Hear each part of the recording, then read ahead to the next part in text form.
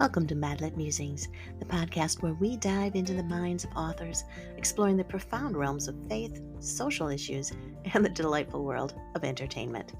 I'm your host, Jaime Jo Wright, and on this literary journey, you never quite know what you're going to get.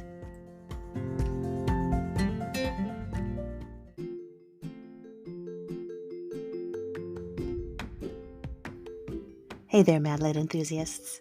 Our podcast is sponsored by the esteemed Baker Publishing Group.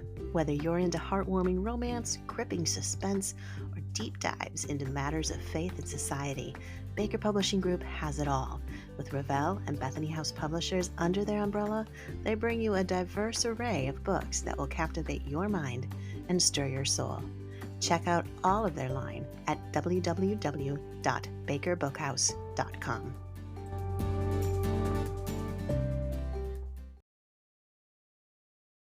Jill Wright here at Madlit Musings, and I'm super excited today because we have kind of like a 2-for-1 podcast today. We have Rosanna White with us to talk about 2 fall releases. Hey, Rosanna. Hey, nice to be here. I'm glad you're here. This is exciting. And yeah, you emailed me because we were going to do the podcast about your book 3, The Honorable Deception, which is releasing in November. And then you're like, we should also talk about my book that's releasing in September, which I didn't even know about. So I'm super excited. Surprise! And I do think it's funny the order that these 2 books are releasing. Yeah. Just because I would think, like from the calendar, you'd flip them. But yet I understand why the one is coming out in September. So why don't you tell us a little bit about them? Okay, yeah. So Christmas books, for some reason, always release in September. It gives stores time to get them in stock, I guess, and you time to get them for the holidays.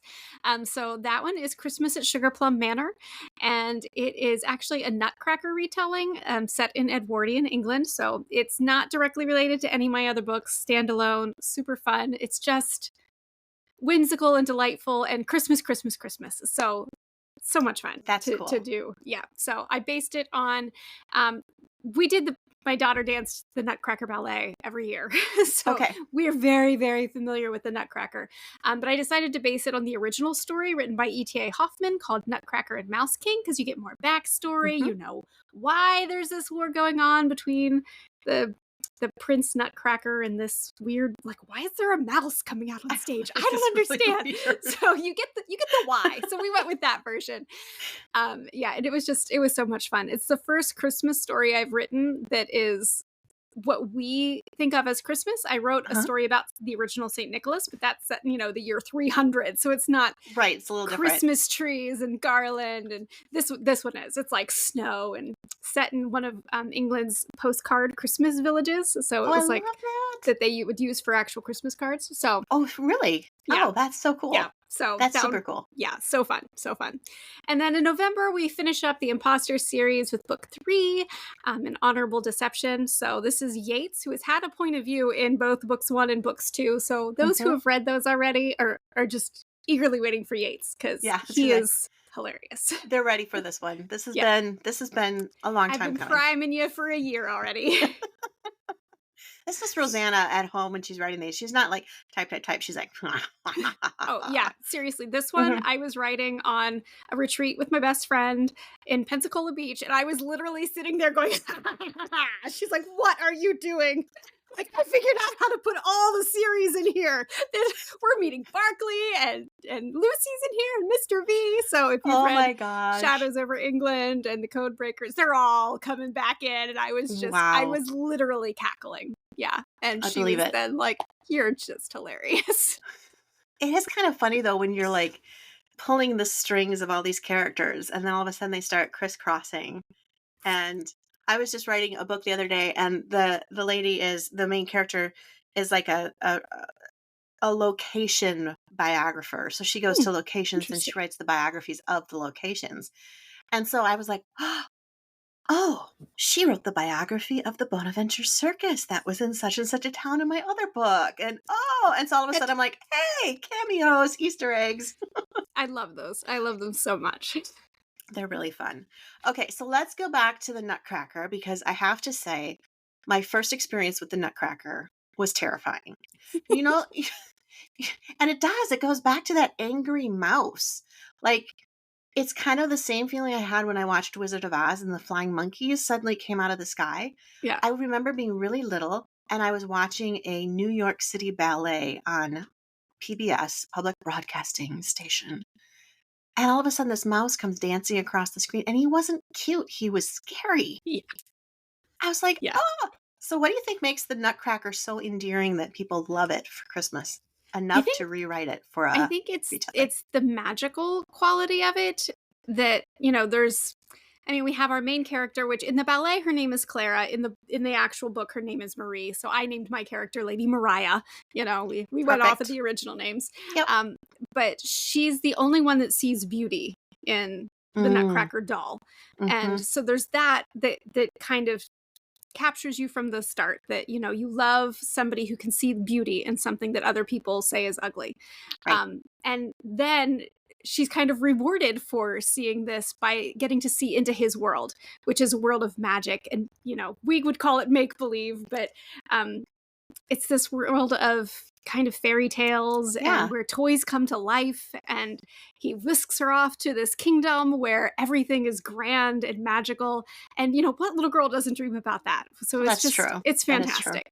That's true. So my main character, she's set in the real world, and she and the Nutcracker character Cyril came up with this story when they were kids, and now it's 12 years later and he comes back.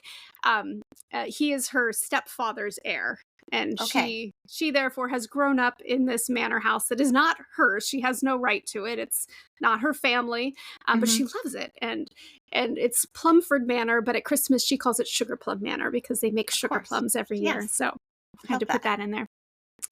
So it was just so much fun to say, what happens when somebody who wants to believe in magic or miracles in the real world is hit up against the reality of, no, you have to make logical decisions. You have to be an adult. You have to, check all these marks. And everyone's just trying to make her be more reasonable. And she is saying, why can't I be who I am? And so that's a great question. Yeah. That's good. I like that. So I think sometimes too, as we're, you kind of grow up through that childhood and you see things with imagination and that childhood magic. And then it's like you hit this precipice where somebody just pushes you over and says, now go be an adult and stop dreaming. Exactly. Like, so instead she finds ways to bring the dream with her. And that's what I love about this story. That's super cool. Yeah.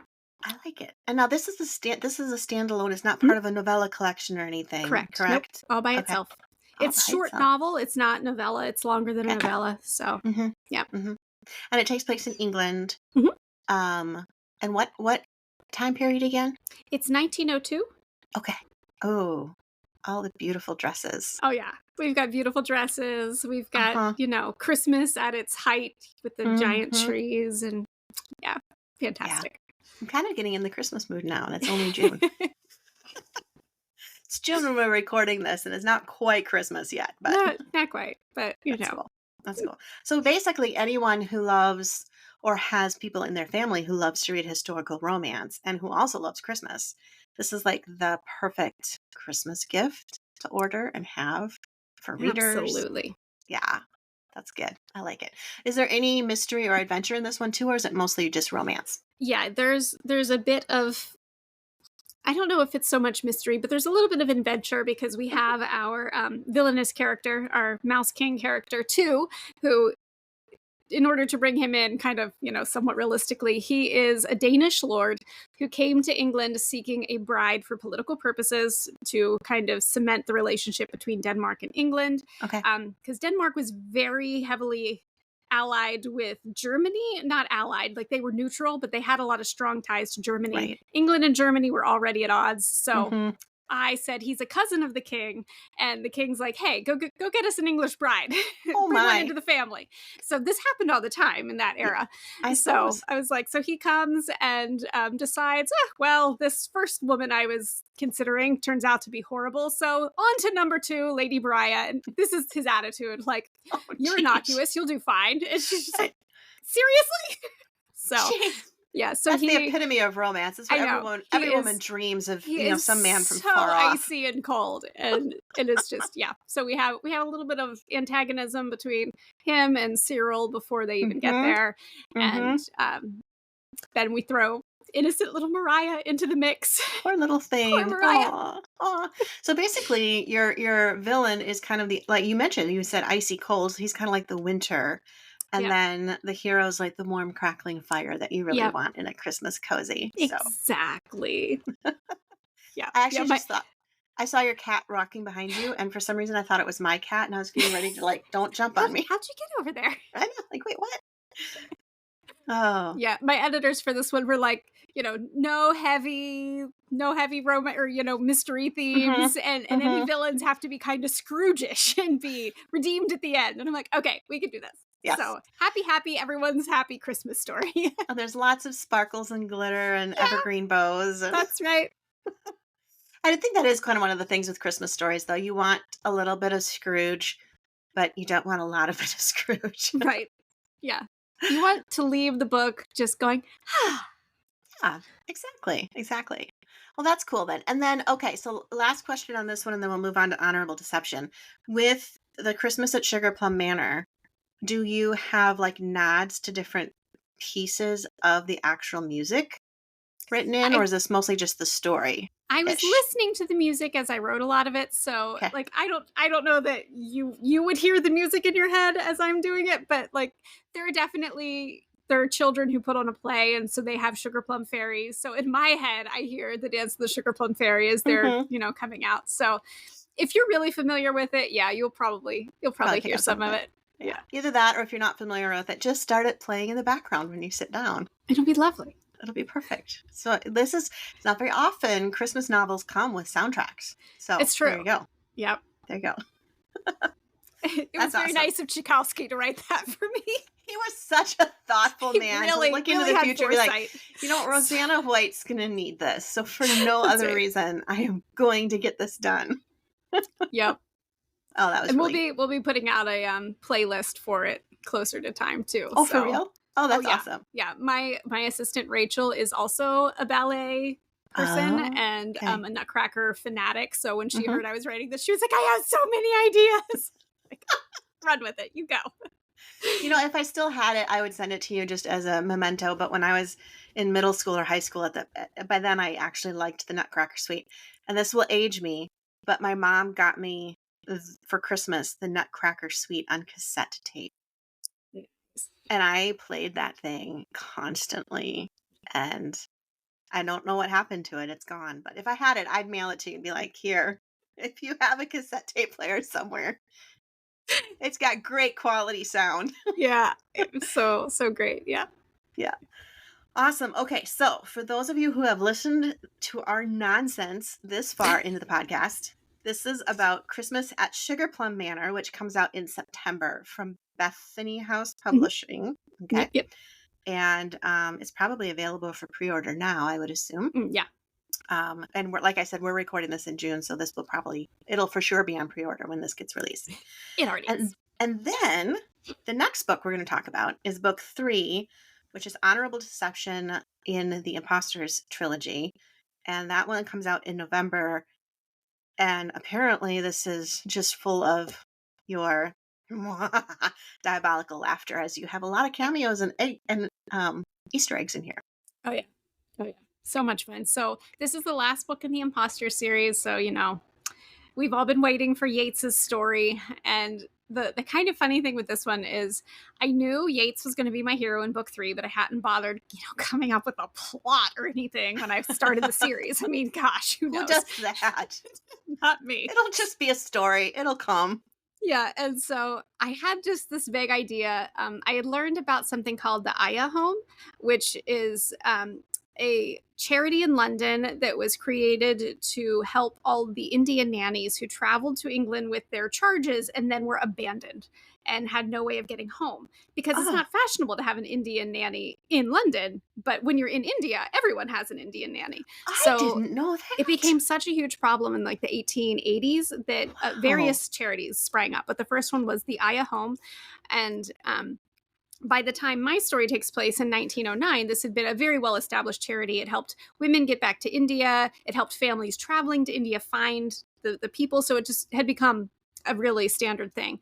And I learned as I was reading up on it that most Indian nannies were middle-aged, but there were several cases of younger nannies who came over and never went home, and they just stayed in England and started like showing up randomly across the country, and no one was quite sure like, how did you, like, what happened? Because how'd you get here? Usually, when you're abandoned in London, you're just kind of stuck, Right. But so I was just fascinated by that, and I don't know, it just got the wheels turning, and I was like, okay, my mystery in this one has to have something to do with it, like a missing Aya, and so cool. I knew that I wanted to do that. And then after I turned in book 1, there's a character who is the heroine of book 1's best friend from childhood. Her name is Lavinia. She had scarlet fever and almost died and all this stuff. And so my editors, in their editorial letter to me when I turned in book 1, were like, and we can't wait till book 3 when Lavinia is the heroine. And I'm like, wait, Lavinia's the heroine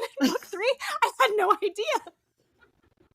Your editors are just assuming, and you're like, oh, okay, then. We can't wait to see how all these things unfold with her. And I'm like, oh, yeah, that would be interesting, wouldn't it? So I already had this other character in mind, Lady Alethea, who's the one searching for her Indian nanny who has gone missing. And I'm like, okay, so we're also going to have Lavinia. And that's going to make a really fun, like, love triangle with Yates, who's, like, awesome. And everyone should be in love with Yates.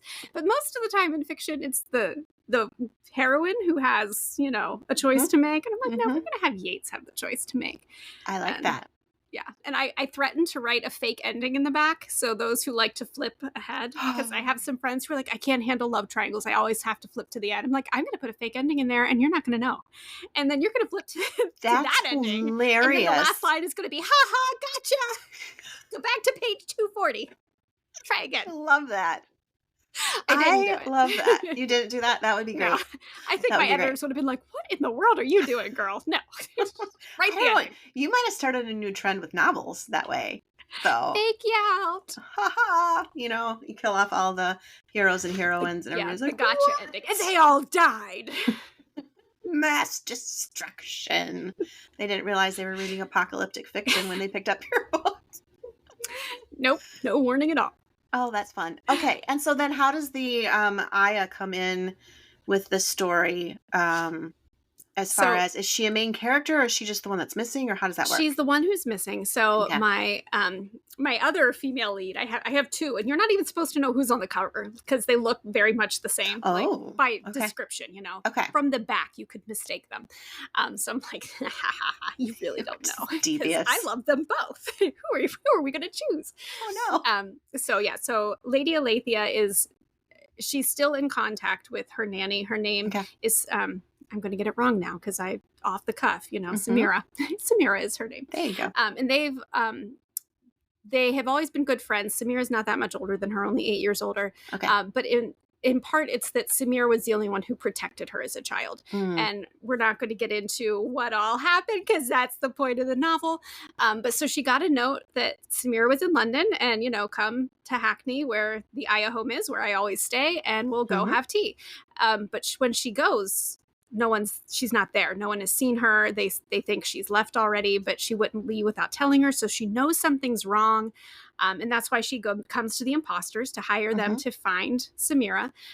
But in her meeting with the Imposters, with Yates, someone burst into the church where they meet. And, they're in an old confessional, so no one can see him. He's always, very secretive. This is chapter 1, by the way. So it's already out in book 2. It's in the end of book 2.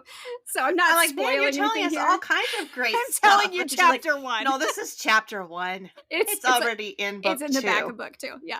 So anyway, she bursts out to see what's going on and someone shoots her. So obviously she has stumbled on information when she's, asking all these questions. And so now the imposters have to figure out what's going on that she stumbled upon. Why is she in danger? We have to get her to safety. All that fun stuff. So Samira is missing and clearly involved in something that is very, people don't want anyone to know about it. So nefarious or whatever the word would be. It's very nefarious. Yes. This is exciting. I like this. Okay. So I have to ask, with the love triangle portion, did you go, because I know obviously you're not going to tell me who he ends up with, but No. did you go into it knowing, or did you go into it like as the writer battling your own conscience back and forth? I like them both. I like them both. Which one's he going to pick? By the time I started writing, I knew Okay. what it would be, but I didn't at first. Like when I was, just submitting my paragraph for approval and all that, and it's like,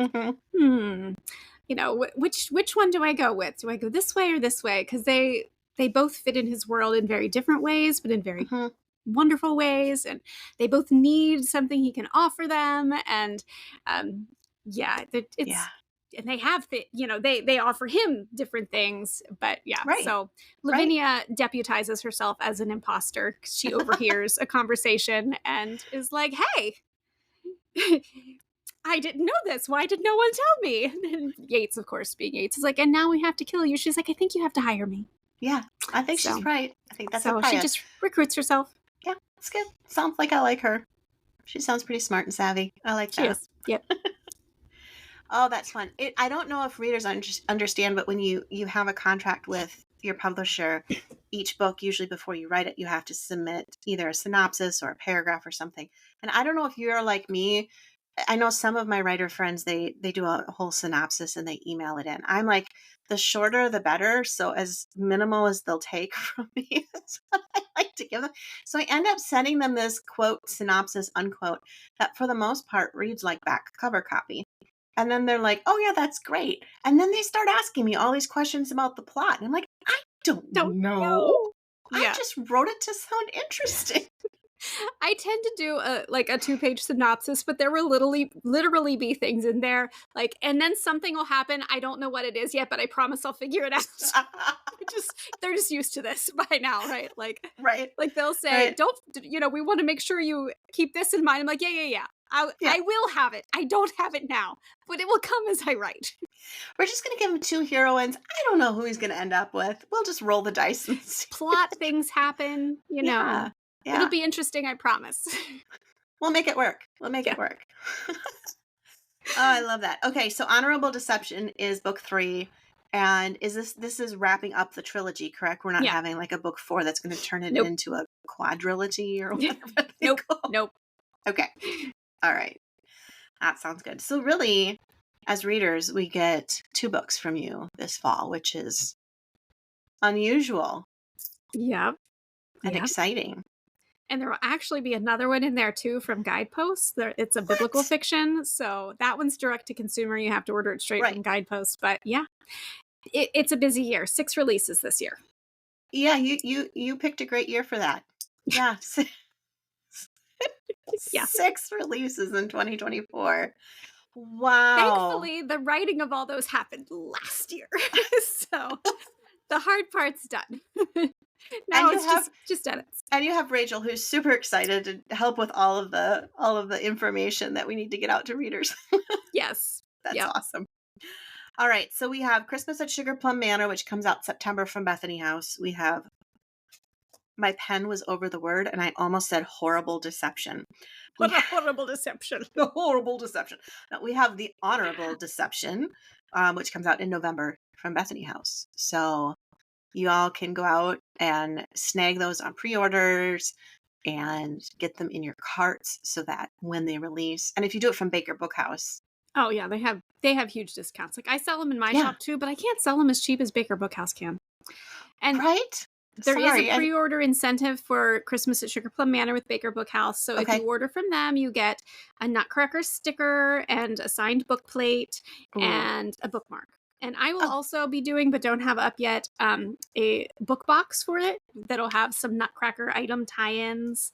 And that would be great. Bookmarks with tassels. I got them with tassels. Oh my gosh. The silly little things that excite me. Well, I do. I love bookmarks with tassels because otherwise sometimes they slip into the book and then you're rifling to find your bookmark before you can find your place. They don't feel as throwawayable, right? No, they don't.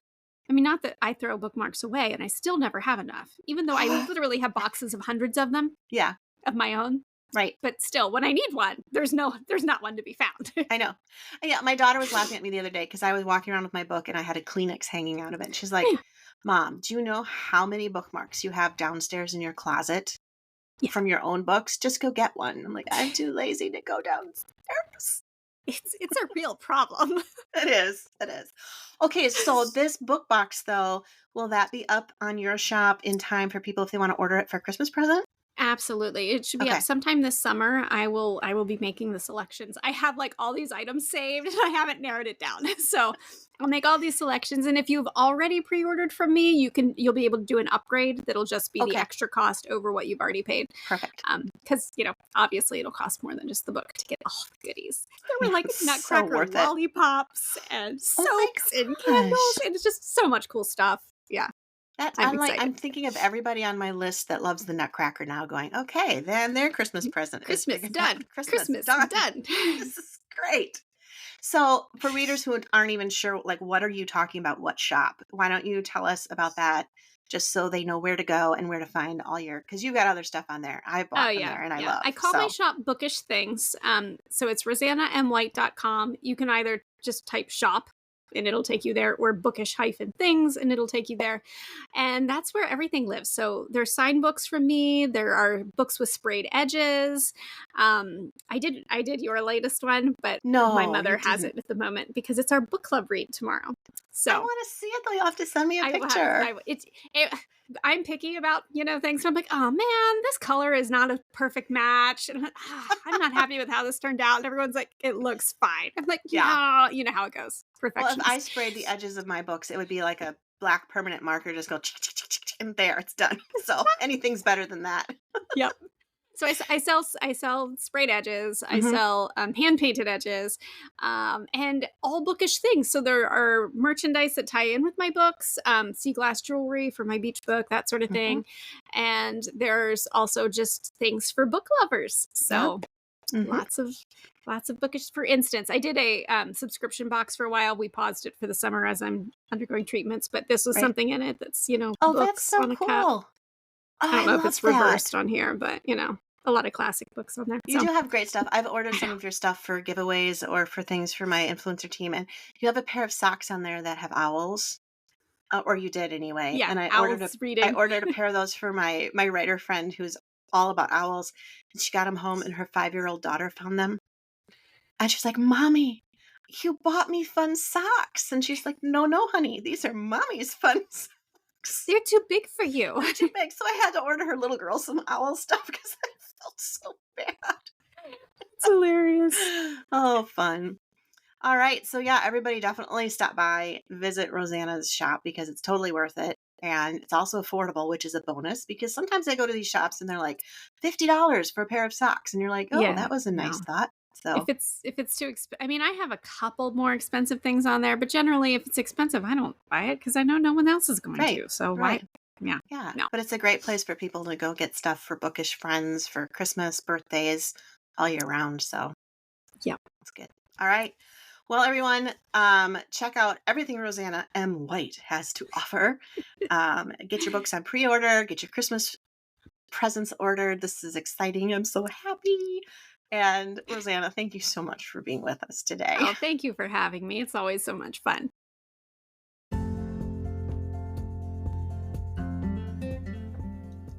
Thank you for joining Madlit Musings, where every conversation is a journey and every book is a new adventure. Subscribe now on your favorite podcast player or check us out on YouTube, and let's explore the fascinating intersection of faith, society, and storytelling together.